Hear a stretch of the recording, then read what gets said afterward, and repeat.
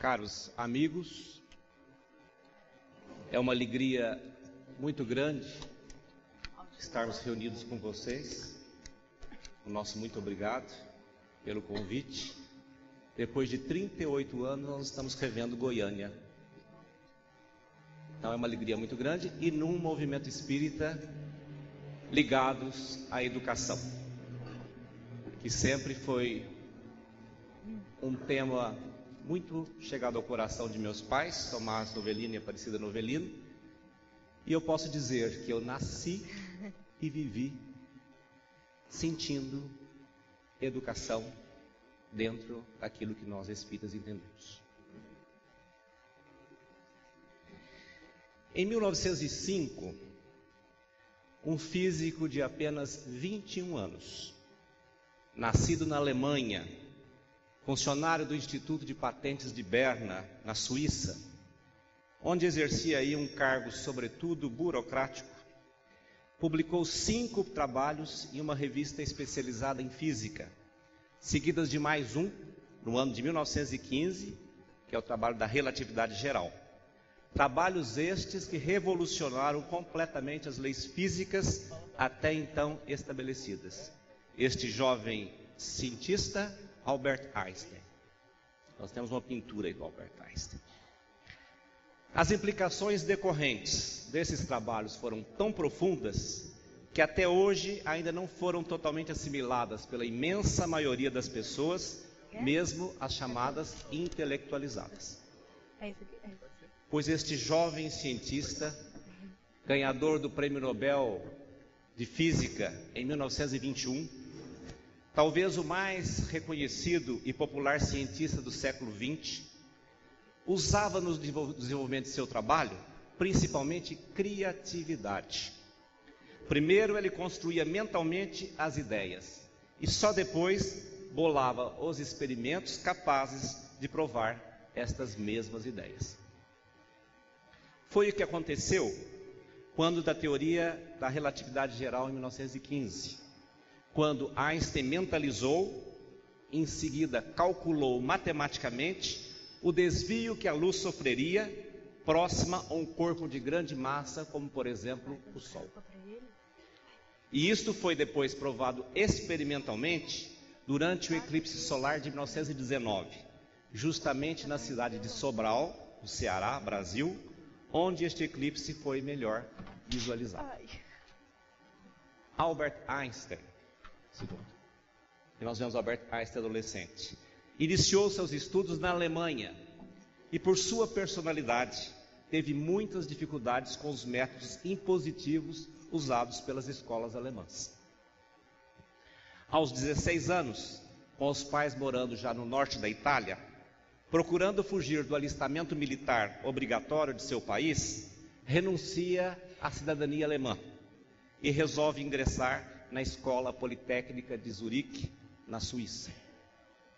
Como não tinha idade mínima para tentar o ingresso, recebeu permissão especial para fazer o exame de admissão.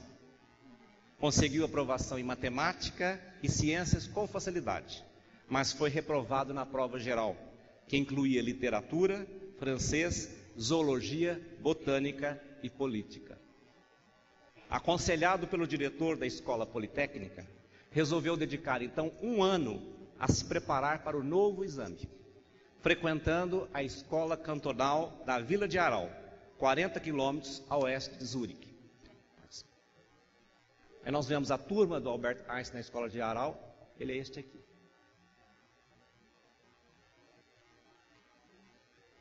Era a escola perfeita para Einstein.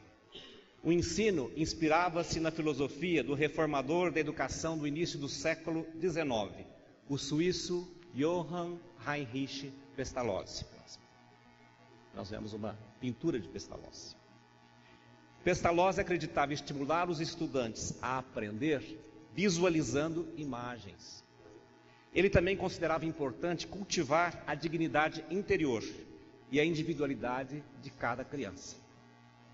Deveriam permitir que os estudantes chegassem às suas próprias conclusões, pregava Pestalozzi, usando uma série de etapas que começavam com o contato direto com o objeto e depois prosseguiam às intuições, pensamento conceitual e imaginação visual. Era inclusive possível aprender e compreender verdadeiramente as leis da matemática e da física dessa maneira. Lá em Aarau e também nas escolas de Pestalozzi, evitavam-se lições decoradas, memorização e imposição de fatos. Einstein adorou a escola de Aarau. Conforme narrou a sua própria irmã próxima, os alunos recebiam tratamento individualizado. Os jovens não viam o professor como figura autoritária, mas como um homem de personalidade distinta, assim como o próprio estudante. Era o oposto da educação alemã odiada por Einstein. Comparando os 6 anos de estudo num ginásio alemão autoritário, Einstein diria mais tarde: o aprendizado ali, em Aarau, mostrava claramente o quanto uma educação baseada na liberdade de ação e na responsabilidade individual era superior ao sistema de imposição por alguma autoridade. A compreensão visual dos conceitos, como era definida por Pestalozzi e seus seguidores em Aarau, tornou-se um aspecto significativo da genialidade de Einstein. Ali, pela primeira vez, ele se dedicou a experimentos mentais que o ajudariam a se tornar o maior gênio científico de seu tempo, quando tentou visualizar como seria viajar ao lado de um raio de luz. Foi esse tipo de experimento mental visualizado o grande marco da carreira deste grande homem e cientista. Pois foi esse grande educador suíço, Johann Heinrich Pestalozzi, que propugnava por uma escola formadora integral, trabalho através da tríade, trabalhar mente, coração e mãos, que influenciou e continua influenciando a educação em vários locais do mundo, inclusive no Brasil. Entre nós, 2 grandes educadores do início do século XX trabalharam para a implantação das ideias pestalozzianas na educação. Primeiro, Anália Franco, em São Paulo, fundou dezenas de escolas e orfanatos por todo o estado de São Paulo. Procurou trazer as ideias de Pestalozzi, que conhecia através de contato com alguns educadores portugueses, porque ela não falava alemão. Na visão de seus alunos, Dona Anália era respeitada, querida e amada. Era como uma criança no meio das crianças. Tratava todos com cordialidade, bondade e compreensão. Isto em uma época que o comum era a imposição autoritária. Próximo.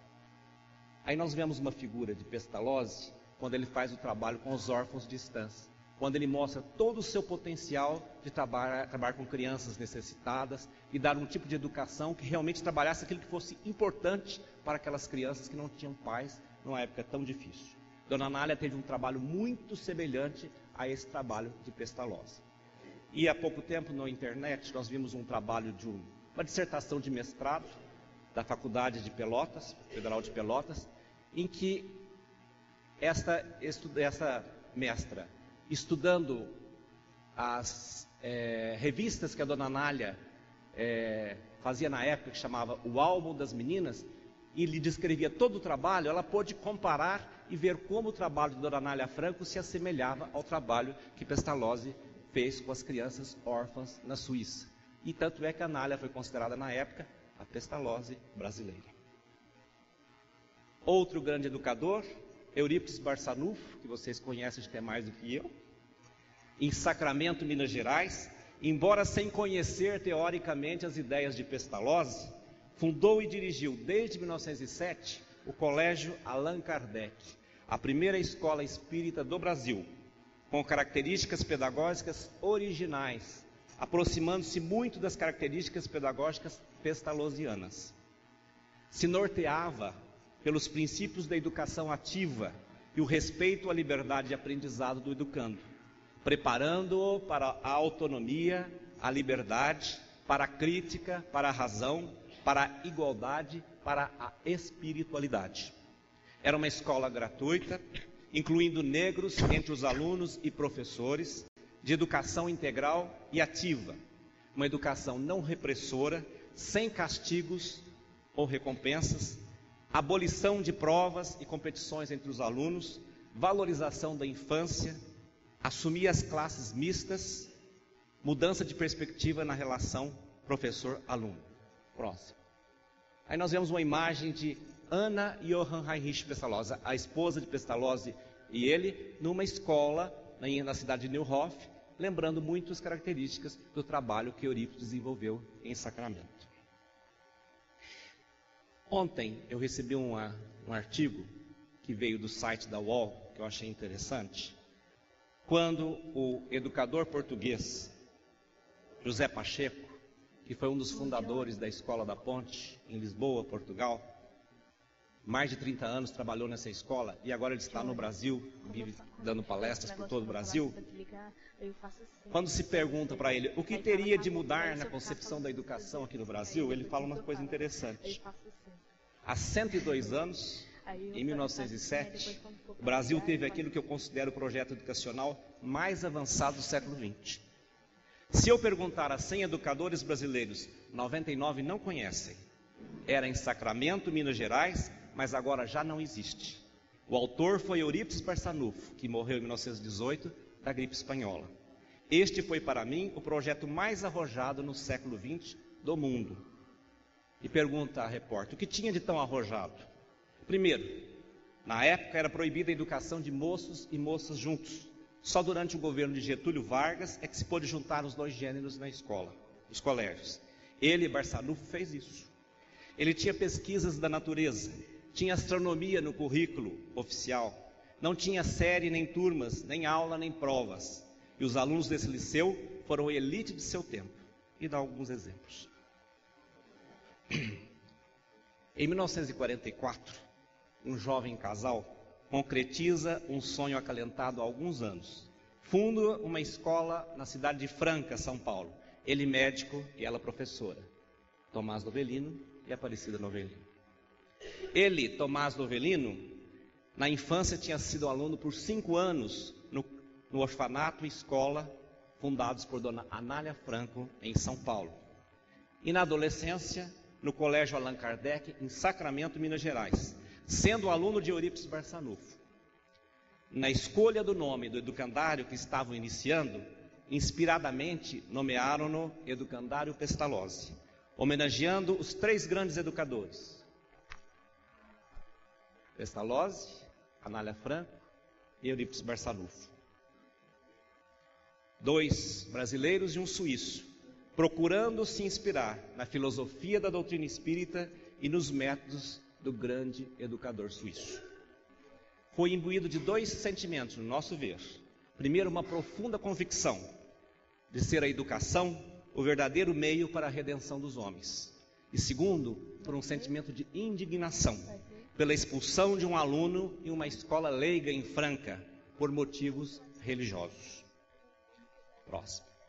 Essa é uma frase que estava na carta que o pai mostrou a Tomás Novelino, indignado com o que o dirigente da escola tinha escrito.